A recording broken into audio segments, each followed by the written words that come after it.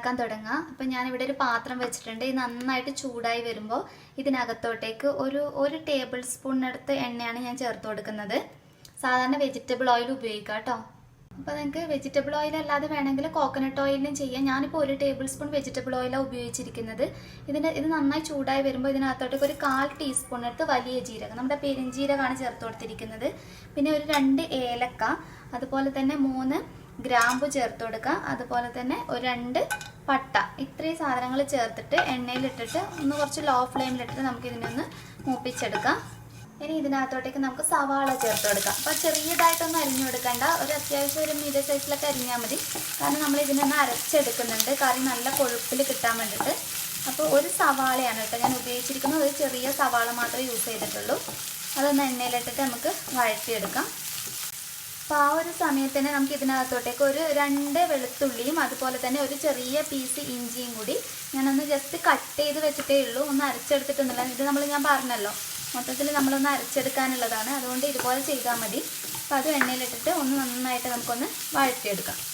അപ്പോൾ ഈ ഒരു സമയത്ത് തന്നെ നമുക്ക് ഇതിനകത്തോട്ടേക്ക് ആവശ്യമായിട്ടുള്ള ഉപ്പ് കൂടി ഒന്ന് ചേർത്ത് കൊടുക്കാം. വളരെ കുറച്ച് ചേർത്തിടുക. പിന്നെ കറിക്ക് ആവശ്യമായിട്ടുള്ളത് പിന്നെ നമുക്കൊന്ന് ആഡ് ചെയ്യാം. ഇനി ഉള്ളി ഒന്ന് വഴറ്റിയതിന് ശേഷം, നമ്മൾ ഈ സവാള നന്നായിട്ട് വഴണ്ടതിന് ശേഷം ഇതിനകത്തോട്ടേക്ക് നമുക്ക് തക്കാളി ചേർത്ത് കൊടുക്കാം.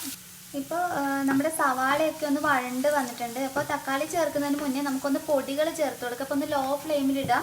അപ്പോൾ ടീസ്പൂൺ കണക്കാണ് കേട്ടോ ഞാൻ പറയുന്നത്. ഇപ്പോൾ ഒരു 1/4 ടീസ്പൂൺ മഞ്ഞൾപ്പൊടി ആദ്യം ചേർത്ത് കൊടുത്തിട്ട് അതൊന്ന് നമുക്ക് നന്നായിട്ട് എണ്ണയിലിട്ടിട്ട് ഒരു 2-3 മിനിറ്റ് ഒന്ന് അതിൻ്റെ ആ ഒരു പച്ചമണം മാറുന്നത് വരെ വഴറ്റിയെടുക്കാം. ഇനി ഇതിനകത്തോട്ടേക്ക് നമുക്ക് മല്ലിപ്പൊടിയാണ് ചേർത്ത് കൊടുക്കേണ്ടത്. ഇപ്പം ഞാനൊരു 2 ടീസ്പൂൺ മല്ലിപ്പൊടിയാണ് ചേർത്ത് കൊടുക്കുന്നത്. അപ്പോൾ അതും എണ്ണയിലിട്ടിട്ട് ഒന്ന് നമുക്ക് മൂപ്പിച്ചെടുക്കാം, അതിൻ്റെ പച്ചമണം മാറുന്നത് വരെ. ഇനി ഇതിനകത്തോട്ടേക്ക് നമ്മൾ സാധാരണ മുളക് പൊടി, അത് ഞാനിപ്പോൾ ഒരു 1.5 ടീസ്പൂണിനടുത്ത് ചേർത്ത് കൊടുക്കുന്നത്. അപ്പോൾ അതുകൂടി ചേർത്തിട്ട് ഇപ്പോൾ ലോ ഫ്ലെയിമിലിട്ടിട്ട് തന്നെ ചെയ്യാം കേട്ടോ. മുളക് പൊടി ചേർക്കുമ്പോഴൊക്കെ ഇല്ലെങ്കിൽ ഒരു കരിഞ്ഞ് പോയി കഴിഞ്ഞാൽ ആ ടേസ്റ്റ് വല്ലാതെ കയ്പ്പടിക്കും നമ്മുടെ കറിക്ക്. അപ്പോൾ ലോ ഫ്ലെയിമിലിട്ടിട്ട് തന്നെ പൊടികൾ ചേർത്ത് കൊടുക്കാം. അപ്പോൾ പൊടികളുടെ ഈ പച്ചമണമൊക്കെ മാറി വരുന്ന സമയത്ത് നമുക്ക് ഇതിനകത്തോട്ടേക്ക് ഒരു തക്കാളിയാണ് ഞാൻ ചേർത്ത് കൊടുക്കുന്നത്. അപ്പോൾ ഒരു ചെറിയ സവാള ഉപയോഗിച്ചപ്പോൾ കുറച്ച് വലിയ തക്കാളിയാണ് കേട്ടോ ഉപയോഗിച്ചിരിക്കുന്നത്. കാരണം സവാള ഞാൻ ഇച്ചിരി കൂടി മറ്റേതിനകത്തോട്ടേക്ക് ആഡ് ചെയ്യുന്നുണ്ട്. അപ്പോൾ അതുകൂടി ഇട്ടിട്ട് തക്കാളിയെ നന്നായിട്ടൊന്ന് കുക്ക് ചെയ്തെടുക്കാം. അപ്പോൾ തക്കാളി ചേർത്ത് കഴിഞ്ഞാൽ ഒന്ന് മൂടി വെച്ചിട്ട് തക്കാളി നന്നായിട്ടൊന്ന് വേവിച്ചെടുക്കാം നമുക്ക്. അപ്പോൾ നമുക്കൊന്ന് തുറന്ന് നോക്കാം. നമുക്ക് തക്കാളിയൊക്കെ നന്നായിട്ട് കുക്കായി വന്നിട്ടുണ്ട്. ഈ ഒരു സമയത്ത് ഇത് നമുക്ക് ഫ്ലെയിം ഓഫ് ചെയ്തിട്ട് ഇത് നന്നായി തണുത്തതിന് ശേഷം മിക്സിയിലിട്ടൊന്ന് അരച്ചെടുക്കാം. അപ്പോൾ നമ്മുടെ സവാളയൊക്കെ വഴറ്റിയത് നന്നായിട്ട് തണുത്ത് വന്നതിന് ശേഷം നമുക്ക് അരച്ചെടുക്കാം. ആ ഒരു സമയം കൊണ്ട് നമുക്ക് കുറച്ച് തേങ്ങയൊന്നും ഇതിനകത്ത് അരച്ച് ചേർക്കുന്നുണ്ട്, നമ്മുടെ കറിക്ക് നല്ലൊരു കൊഴുപ്പ് കിട്ടാൻ വേണ്ടിയിട്ട്. അപ്പോൾ ഒരു 4 ടേബിൾ സ്പൂണിനടുത്ത് തേങ്ങ ചിരകിയത് ഞാനൊന്ന് എടുത്തു വെച്ചിട്ടുള്ളതാണ്. 4 ടേബിൾ സ്പൂണാണ് ഉപയോഗിച്ചിരിക്കുന്നത്. പിന്നെ ഇതിനകത്തോട്ടേക്ക് ചേർത്ത് കൊടുക്കുന്നത് കുറച്ച് കാഷ്യൂ നട്ട്സ് ആണ്. നമ്മുടെ അണ്ടിപ്പരിപ്പ് ഒരു 5 എണ്ണത്തിനടുത്താണ് യൂസ് ചെയ്തിരിക്കുന്നത്. പിന്നെ നമുക്ക് കുറച്ച് ജീരകം പൊടിച്ചിട്ടുള്ളതും കൂടി ചേർത്ത് കൊടുക്കും. വളരെ കുറച്ച് മതി കേട്ടോ ജീരകം പൊടിച്ചിരിക്കുന്നത്. നമ്മുടെ സാധാരണ കറി വെക്കുന്ന ജീരകമില്ല, അതിൻ്റെ പൊടിയാണിത്. ഇപ്പോൾ ഒരു പിഞ്ചിനടുത്ത് ചേർത്ത് കൊടുക്കാം. സാധാരണ നമ്മൾ മറ്റേതിനകത്ത് വലിയ ജീരകമാണ് ചേർത്ത് കൊടുത്തിരിക്കുന്നത്. ഇതിപ്പോൾ ഒരു പൊടിയായിട്ട് നമ്മുടെ ക്യുമിൻ പൗഡർ ഒരു പിഞ്ച് ഇത്രയും ചേർത്ത് ഒരു 2-3 ടേബിൾ സ്പൂൺ വെള്ളം കൂടി ഒഴിച്ചിട്ട് ഇത് നമുക്ക് നന്നായിട്ട് അരച്ചെടുക്കാം. അപ്പം ഞാൻ തേങ്ങ നന്നായിട്ടൊന്ന് അരച്ചെടുത്തിട്ടുണ്ട്. അതേപോലെ തന്നെ നമ്മുടെ സവാള നന്നായിട്ട് അത് തണുത്തതിന് ശേഷം അതും ഒന്ന് അരച്ചെടുത്തിട്ടുണ്ട്. നിങ്ങൾക്ക് വേണമെങ്കിൽ ഈ സ്റ്റെപ്പ് ഒഴിവാക്കാം കേട്ടോ. ഡയറക്റ്റ് ഇത് നമുക്ക് വഴറ്റിയതിനകത്തോട്ടേക്ക് ഈ മിക്സ് ചേർത്തിട്ട് വേണമെങ്കിൽ ചെയ്യാം. പക്ഷെ ഇങ്ങനെ ചെയ്യുമ്പോൾ കുറച്ചുകൂടി നല്ല ടേസ്റ്റ് തോന്നിയിട്ടുണ്ട് എനിക്ക്. അതുകൊണ്ടാണ് ഇങ്ങനെ തന്നെ കാണിച്ചു തന്നിരിക്കുന്നത്. അപ്പോൾ നിങ്ങൾക്ക് കുറച്ചുകൂടി എളുപ്പത്തിന് വേണമെങ്കിൽ വഴറ്റിയതിന് ശേഷം നമ്മൾ ഇനി സാധാരണ ചെയ്യുന്ന സ്റ്റെപ്പ് തന്നെ ഫോളോ ചെയ്താൽ മതി, ഇതൊന്നും ഒഴിവാക്കിയിട്ട്. അപ്പോൾ കറി ഉണ്ടാക്കാനായിട്ട് ഞാൻ ആ സെയിം പാത്രം തന്നെ ഇവിടെ വെച്ചിട്ടുണ്ട്. ഇത് നന്നായി ചൂടായിട്ടുണ്ട്. ഇതിനകത്തോട്ടേക്ക് നമുക്ക് 1 ടേബിൾ സ്പൂണിനടുത്ത് എണ്ണ ഒഴിച്ചെടുക്കാം. 1 ടേബിൾ സ്പൂണാണ് ഞാൻ ചേർത്ത് കൊടുക്കുന്നത്. അപ്പോൾ എണ്ണ ഒന്ന് ചൂടായി വന്നതിന് ശേഷം നമുക്ക് ഇൻഗ്രീഡിയൻസ് ഓരോന്നായി ചേർത്ത് കൊടുക്കാം. അപ്പോൾ എണ്ണ നന്നായി ചൂടായി വരുമ്പോൾ 2 പച്ചമുളകാണ് ഞാൻ ചേർത്ത് കൊടുക്കുന്നത്. 2 എണ്ണം മാത്രമേ ഉള്ളൂ. നമ്മൾ എരിവിന് ഓൾറെഡി മുളക് പൊടി ചേർത്തിട്ടുണ്ടല്ലോ, അതുകൊണ്ടാണ് പച്ചമുളക് 2 എണ്ണം മാത്രമേ യൂസ് ചെയ്തിരിക്കുന്നത്. ഇതിനകത്തോട്ടേക്ക് നമുക്ക് ആവശ്യത്തിനുള്ള കറിവേപ്പില ചേർത്ത് കൊടുക്കാം. അപ്പോൾ അതുകൂടി എണ്ണയിലിട്ടിട്ട് ഒരു 1-2 മിനിറ്റ് നമുക്കൊന്ന് റോസ്റ്റ് ചെയ്തെടുക്കാം. ഇനി ഇതിനകത്തോട്ടേക്ക് ഞാൻ ഒരു ചെറിയ സവാള ഒന്ന് കട്ട് ചെയ്ത് വെച്ചിട്ടുള്ളതാണ്, അതുകൂടി ചേർത്ത് കൊടുത്തിട്ട് നമുക്ക് ഇതിനെ എണ്ണയിലിട്ട് നന്നായിട്ട് വഴറ്റിയെടുക്കാം. അപ്പോൾ ഈ ഒരു സ്റ്റെപ്പാണ് ഞാൻ പറഞ്ഞത്. നമ്മൾ ഈ സാലനി ഉണ്ടാക്കുമ്പോൾ നിങ്ങൾക്ക് വേണമെങ്കിൽ ഞാനിപ്പോൾ ആദ്യം കുറേ ഇൻഗ്രീഡിയൻസ് ചേർത്തില്ലേ, അത് തന്നെ ഡയറക്റ്റ് അങ്ങനെ തന്നെ ചെയ്യുക സ്റ്റെപ്പ്. അതിനുശേഷം തേങ്ങ അരച്ചത് ചേർത്തിട്ട് ഡയറക്റ്റ് കറി ഉണ്ടാക്കാം.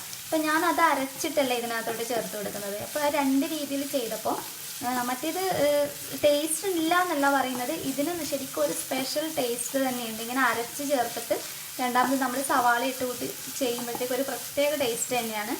അപ്പോൾ നിങ്ങളൊന്ന് ട്രൈ ചെയ്ത് നോക്ക്. മറ്റേത് കുറേ കൂടി എളുപ്പമാണ്, കാരണം നമ്മളിങ്ങനെ അരച്ചെടുക്കുന്നൊന്നുമില്ലല്ലോ. ഇത് നന്നായിട്ടൊന്ന് വഴറ്റിയെടുക്കാം.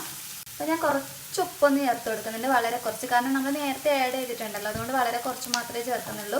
ഇത് നന്നായിട്ട് വഴണ്ട് വന്നതിന് ശേഷം നമ്മൾ അരച്ച് വെച്ചതൊക്കെ ഇതിനകത്തോട്ടേക്ക് ചേർത്ത് കൊടുക്കുകയാണ് വേണ്ടത്. അപ്പോൾ നമ്മുടെ സവാളയൊക്കെ നന്നായിട്ട് വഴണ്ട് വന്നിട്ടുണ്ട്. ഈ ഒരു സമയത്ത് നമ്മൾ നേരത്തെ അരച്ച് വെച്ചിരിക്കുന്ന സവാളയുടെ ആ ഒരു മിക്സ് ഉണ്ടല്ലോ, അതുകൂടി ചേർത്ത് ആവശ്യത്തിനുള്ള വെള്ളം കൂടി നമുക്കൊന്ന് ഒഴിച്ചു കൊടുക്കാം. അപ്പോൾ വെള്ളം ആദ്യം ചേർത്ത് മിക്സ് ചെയ്തതിന് ശേഷം നമുക്ക് തേങ്ങ കൂടി ചേർത്തിട്ട് ആവശ്യമായിട്ടുള്ള ഗ്രേവി ഒന്ന് അതിനനുസരിച്ച് വെള്ളം അഡ്ജസ്റ്റ് ചെയ്യാം. അപ്പോൾ തേങ്ങ അരച്ച് വെച്ചിരിക്കുന്നത് കൂടി ഈ ഒരു സമയത്ത് തന്നെ ചേർത്ത് കൊടുക്കാം. ഇനി ഇതിനകത്തോട്ടേക്ക് നമുക്ക് കറിക്ക് എത്രയാണ് ഗ്രേവി അതിനാവശ്യമായിട്ടുള്ള വെള്ളം ചേർത്ത്, അത്യാവശ്യം നന്നായിട്ട് തന്നെ നമ്മൾ വെള്ളം ചേർത്ത് കൊടുക്കും. കാരണം ഇത് കുറച്ച് ലൂസായിട്ടല്ലേ, സാധനം നമുക്ക് എപ്പോഴും കുറച്ച് ലൂസായി കിട്ടുന്നതല്ലേ. അപ്പോൾ അതുകൂടി ചേർത്ത് നന്നായിട്ട് നിങ്ങൾക്ക് എത്രയാണ് ഗ്രേവി ആവശ്യമായിട്ടുള്ളത് അതിനനുസരിച്ചിട്ടൊന്ന് മിക്സ് ചെയ്തിട്ട് നമ്മളൊരു 10-15 മിനിറ്റൊക്കെ ഇതിനെ തിളപ്പിക്കും. അപ്പോഴാണ് ശരിക്കും ആ ഒരു നല്ല ഫ്ലേവർ കിട്ടുക. അപ്പോൾ കുറച്ചുകൂടി വെള്ളം ഞാനൊന്ന് ചേർത്ത് കൊടുക്കുകയാണ്. അപ്പോൾ നിങ്ങൾ എത്രയാണ് ഇൻഗ്രീഡിയൻസ് ചേർക്കുന്നത് അതിനനുസരിച്ചിട്ട് വെള്ളത്തിൻ്റെ അളവിൽ മാറ്റം വരുത്താം കേട്ടോ. പിന്നെ നമ്മൾ കുറേ നേരം തിളപ്പിച്ചെടുക്കും കൂടി ചെയ്യുമ്പോഴത്തേക്ക് നന്നായിട്ടൊന്ന് കുറുകി വരുമല്ലോ. പിന്നെ കാഷ്യൂ നട്ട്സ് യൂസ് ചെയ്തിട്ടുള്ളതല്ലേ, നല്ല ടേസ്റ്റ് ആട്ടോ കഴിക്കാൻ വേണ്ടിയിട്ട് ശരിക്കും. അപ്പോൾ നന്നായിട്ടൊന്ന് മിക്സ് ചെയ്തെടുക്കാം. അപ്പോൾ ഈ ഒരു സമയത്ത് നമുക്കൊരു 1/2 ടീസ്പൂണിനടുത്ത് ഗരം മസാല ചേർത്ത് കൊടുക്കാം. പിന്നെ കറിക്ക് നല്ലൊരു കളർ വേണമെന്നാണെങ്കിൽ നിങ്ങൾ ഈ ഗ്രേവിയൊക്കെ ചേർക്കുന്നതിന് മുന്നേ, നമ്മൾ ഈ അരച്ച് വെച്ചതൊക്കെ ചേർക്കുന്നതിന് മുന്നേ കുറച്ച് കാശ്മീരി മുളക് പൊടി ഇട്ടിട്ടൊന്ന് നന്നായിട്ട് വഴറ്റിയാൽ മതി. അപ്പോൾ നിങ്ങളുടെ കറി നല്ല കളറായിട്ട് കിട്ടും. അപ്പോൾ ഞാനിത് അങ്ങനെ ചെയ്തിട്ടില്ല, നിങ്ങൾക്ക് വേണമെങ്കിൽ ആ സ്റ്റെപ്പ് കൂടി ഇതിനകത്ത് ആഡ് ചെയ്യാം. അപ്പോൾ ഗരം മസാല കൂടി ചേർത്ത് നന്നായിട്ടൊന്ന് മിക്സ് ചെയ്യാം. വേണമെങ്കിൽ ഇതിനകത്തോട്ടേക്ക് നമുക്ക് കുറച്ച് ചിക്കൻ മസാല പൊടി കൂടി വേണമെങ്കിൽ ചേർത്ത് കൊടുക്കാം. അപ്പോൾ വളരെ കുറച്ച് ഒരു 1/4 ടീസ്പൂണിനടുത്ത് ചിക്കൻ മസാല ഞാൻ ഇതിനകത്തോട്ടേക്ക് ചേർത്ത് കൊടുക്കുന്നുണ്ട്, ആ ഒരു ഫ്ലേവർ കിട്ടാൻ വേണ്ടിയിട്ട്. അതുകൂടി ചേർത്ത് നന്നായി മിക്സ് ചെയ്തിട്ട് കറി ഒരു 10 മിനിറ്റെങ്കിലും നന്നായിട്ടൊന്ന് തിളപ്പിച്ചെടുക്കണം. അപ്പോഴാണ് നല്ല ടേസ്റ്റി ആയിട്ട് ഇത് കിട്ടുന്നത്. അപ്പോൾ നമുക്കൊന്ന് മൂടി വെച്ചിട്ട് ഒന്ന് തിളപ്പിച്ചെടുക്കാം. അപ്പോൾ നമുക്കൊന്ന് മൂടി വെച്ചിട്ട് നന്നായിട്ട് തിളക്കട്ടെ. അതിനുശേഷം നമുക്ക് നോക്കാം, ഒരു 10 മിനിറ്റൊക്കെ ആകുമ്പോഴത്തേക്കും ശരിക്കും ആ ഒരു എന്താ പറയുക, നമുക്ക് ഹോട്ടലിൽ നിന്ന് കിട്ടുന്ന ആ സെയിം ടേസ്റ്റിൽ തന്നെ നമുക്ക് കറി കിട്ടും. അപ്പോൾ നമുക്കൊന്ന് തുറന്ന് നോക്കാം. നമ്മുടെ കറി റെഡി ആയിട്ടുണ്ട്. ശരിക്കും നല്ല ഫ്ലേവർ വരുന്നുണ്ട്.